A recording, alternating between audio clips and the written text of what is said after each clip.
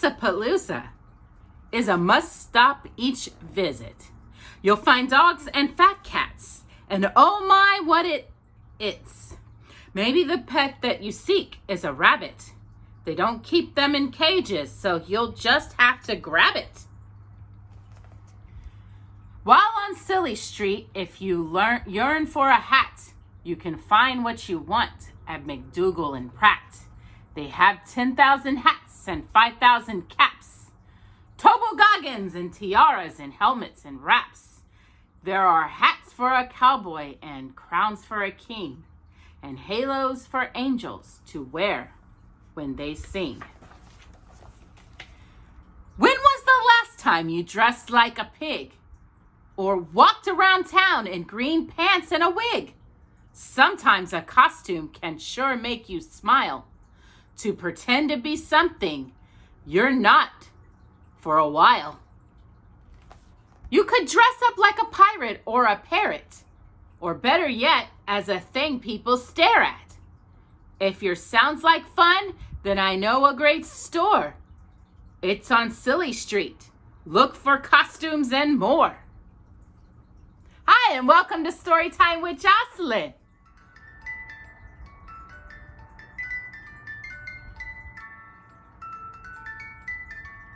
As you can guess, for today's story time, we're going to be reading The Lion King from the Disney movie.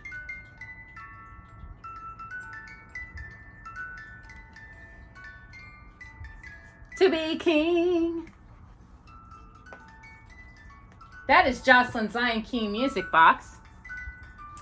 And we're going to be reading it from the Read to Me Treasury Classics, Classic Tales. So let us begin by reading The Lion King.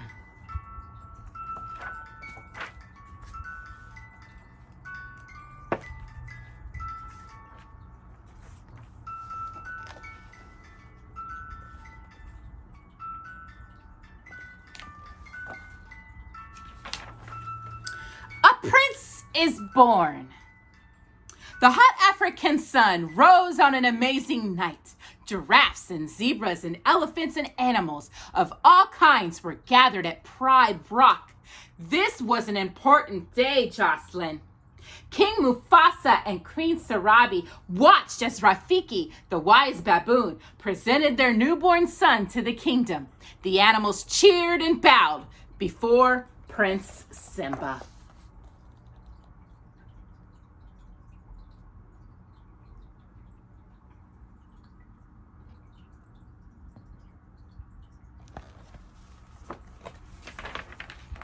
But one family member didn't attend the celebration, Mufasa's brother Scar.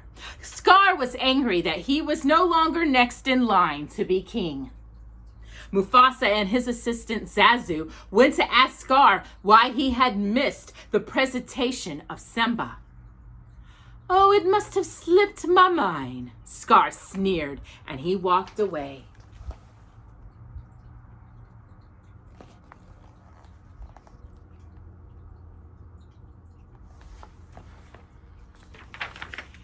Simba grew into a playful and curious cub.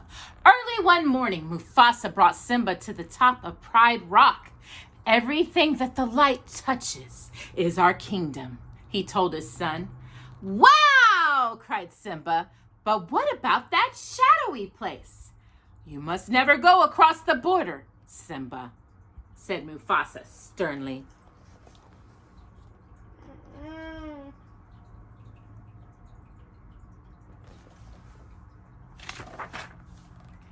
"But I thought a king can do whatever he wants," said Simba. Mufasa explained, "There's more to be king than getting your way all the time. You need to respect all creatures. We are all connected in the great circle of life."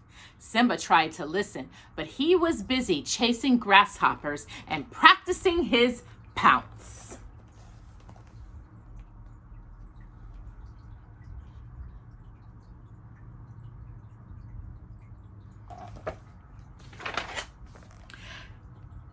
Then Then Zazu arrived with important news. Hyenas had crossed into the Pride Lands. Mufasa ordered Zazu to take Simba home, and he ran off to battle the hyenas. I never get to go anywhere, Simba complained.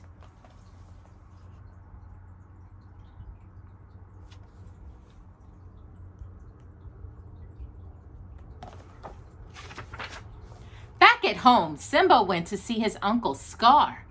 My dad just showed me the whole kingdom, the cub bragged, and I'm gonna rule it all. Did he show you that place beyond the border? Asked Scar shyly. Only the bravest of lions would dare to go to an elephant graveyard. Simba didn't see his uncle's evil trap. He decided to show his father what a brave cub he could be.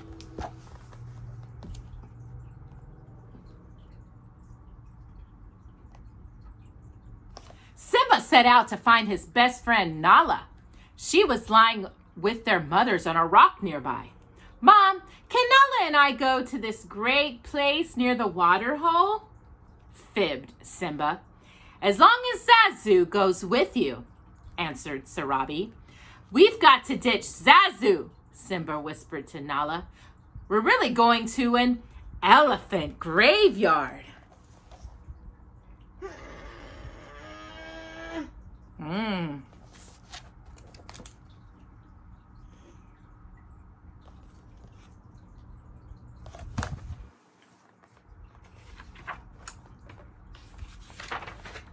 Simba and Nala laughed as they ran in and out of animal herds to escape from Zazu.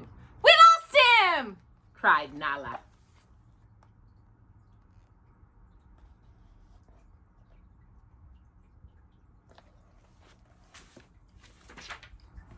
Together they played, trembling and rolling. With a thump, they landed next to a huge elephant skull. Zazu caught up with them, but it was too late. Banzi and Shinzi and Ed, 3 drooling hyenas with sharp teeth, surrounded them.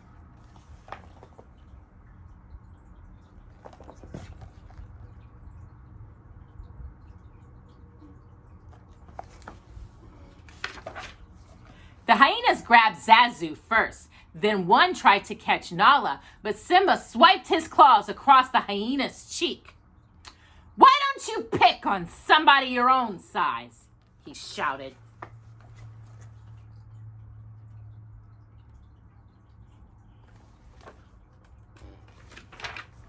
Suddenly, a tremendous roar shook the ground. It was Mufasa. His giant paws struck one of the hyenas as he growled, Roar! If you ever come near my son again. The hyenas ran away before he could finish.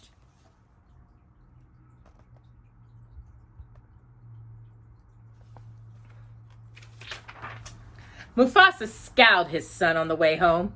You disobeyed me, Simba. I was just trying to be brave like you, Dad, said Simba softly. Being brave doesn't mean you're going look for trouble, replied Mufasa. Then Mufasa told Simba that the kings of the past looked down on them from the stars above. They will always be there to guide you, and so will I.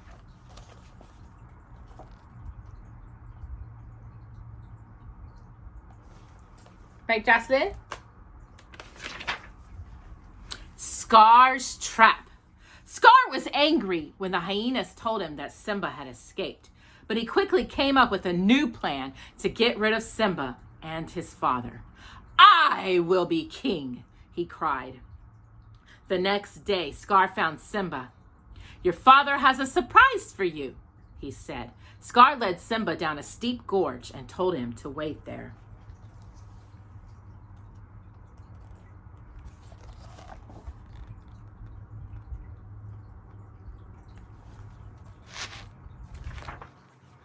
Scar signaled the hyenas to frighten a herd of wildebeest. The panicked animals stampled right towards Simba. Mufasa looked into the gorge and saw his son. He leaped down and saved Simba's life. Simba was safe, but Mufasa was still in danger. As he cried and he climbed away from the stampede, the rocks tumbled beneath him.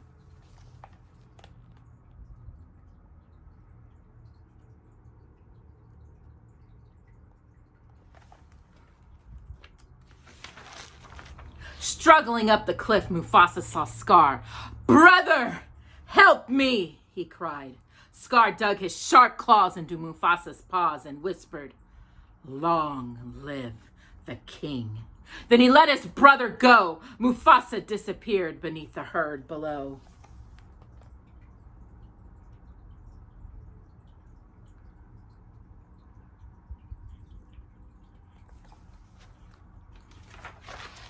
Simba had seen only that his father had fallen. When the stampede was gone, he ran to Mufasa. He tried to wake him, but the Lion King was dead. "Help!" cried Simba.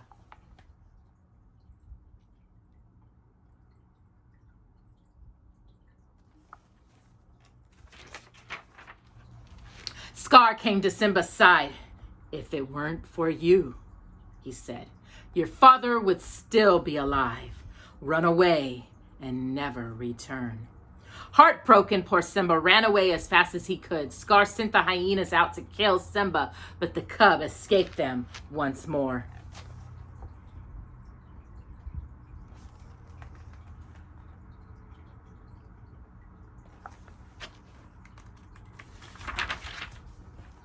Scar was certain that Simba was dead.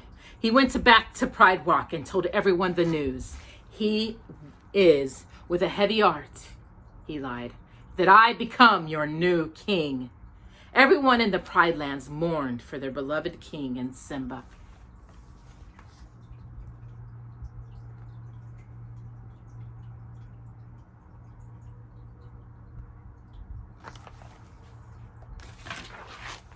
Meanwhile, Simba was far away from the Pride Lands. The hot sun beat down as vultures circled above his head. Exhausted and unable to go any further, Simba slumped to the ground.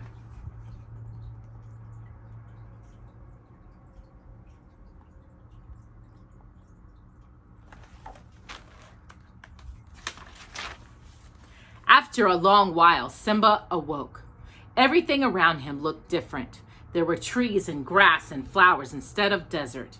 A meerkat named Timon and a warthog named Pumbaa had brought him to their home. "You nearly died," said Pumbaa. "We saved you," cried Timon. Thanking them, Simba stood up and started to leave.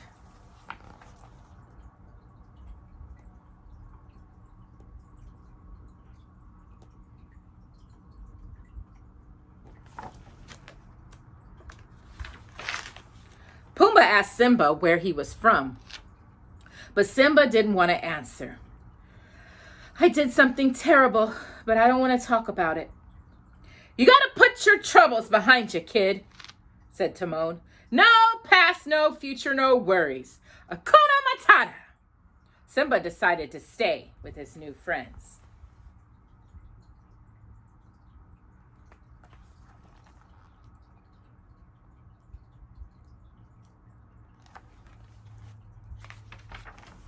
Simba's choice.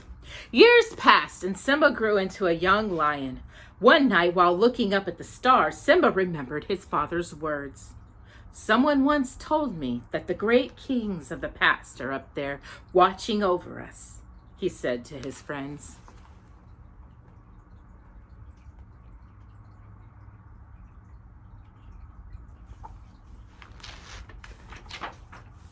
The next day, Pumbaa was chasing a bug when a fierce lioness sprung at him from the tall grass. He screamed and ran away, but got stuck beneath a fallen tree.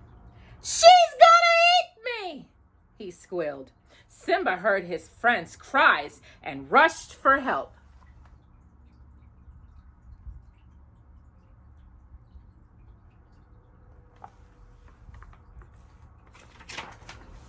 As Simba wrestled with the lioness, he realized she was his old friend Nala.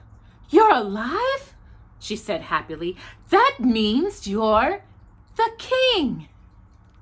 Nala told Simba how Scar had destroyed the Pride Lands. "Simba, if you don't do something, everyone will starve." "I can't go back," said Simba angrily, and he turned and rocked away.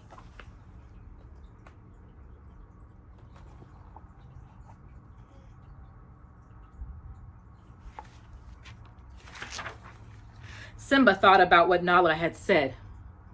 "I won't go back," he said to himself. "It won't change anything." Just then, Simba heard chanting coming from the jungle. Rafiki the baboon walked toward him. "If you want to see your father again, look down there," Rafiki said, pointing to the pool of water next to him.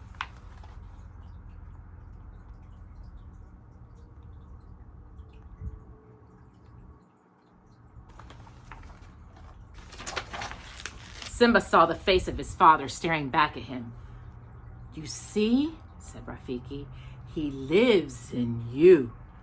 Simba looked up and saw his father's face in the stars and heard his voice. "Look inside yourself, Simba. Remember who you are. You are my son and the one true king."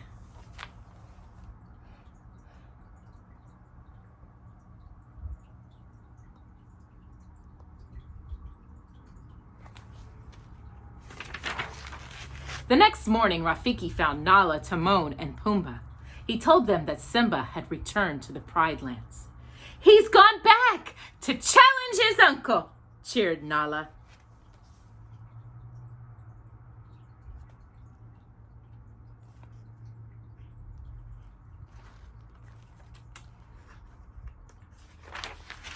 When Simba reached the Pride Lands, he was saddened by what he saw. His homeland, which had once been green and beautiful, had turned barren under Scar's rule. Bravely, Simba continued on his journey.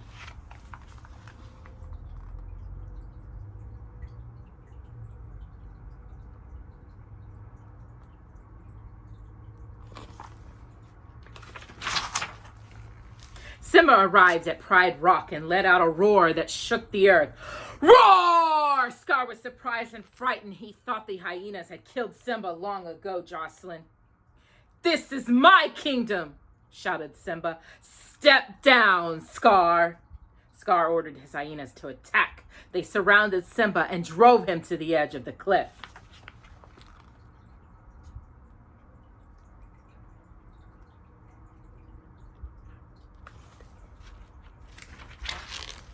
Simba grabbed onto the rocks with his claws as Scar stood above him. "That's just the way your father looked before I killed him," snarled Scar.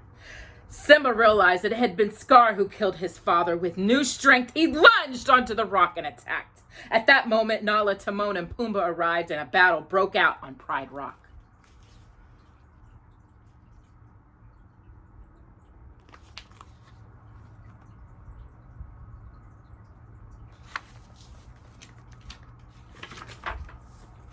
This time, Simba trapped Scar at the steep edge of Pride Rock. Sparing his life, he ordered his uncle to run away and never return.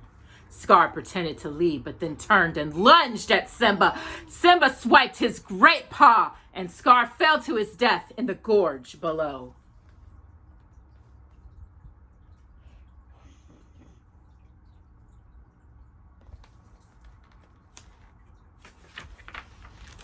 Simba took his rightful place as the Lion King, and the land flourished once again. Soon all the animals gathered at Pride Rock to celebrate the birth of Simba and Nala's cub. The circle of life would continue.